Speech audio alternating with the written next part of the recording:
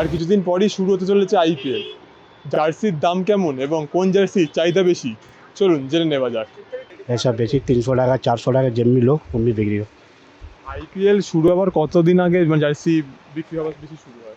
IPL শুরু হয়, IPL চালু হলে জার্সি বিক্রি হয়। আইপিএল শুরু হবে না তো জার্সি বিক্রি হবে করতে পারে। আইপিএল এর কোন কোন টিমে জার্সি পাওয়া যায়?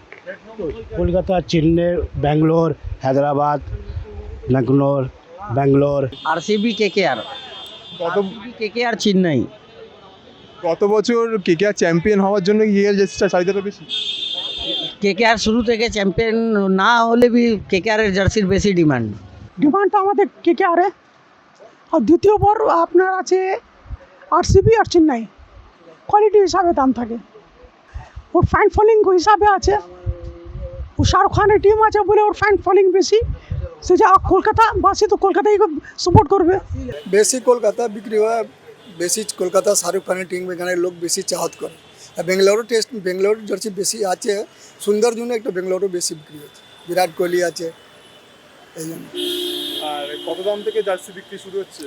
তো এখন তো 150 টাকাতে আরম্ভ আছে, 250, 300। কেকেআর ছাড়া আর কোন টিমের বেশি জার্সি বিক্রি হয়? রয়্যাল চ্যালেঞ্জার ব্যাঙ্গালোর, ব্যাস এই দুটো বেশি চলে। জার্সি সবই ভালোই বিক্রি হচ্ছে। কলকাতা আছে, ব্যাঙ্গালোর আছে, চেন্নাই আছে। ডিমান্ড কেকেআর আছে, কেন কেকেআর তো আগে বছর চ্যাম্পিয়ন হয়েছে, ওই জন্য বেশি ডিমান্ড এখন কেকেআরই আছে। কেকেআর এবার দলও ভালো করেছে আর ওর অধিনায়কও ভালো আছে। আর জার্সি সব রকম দাম আছে, মানে 200, 250, 400, যেমন কোয়ালিটি আছে ওমন দাম আছে।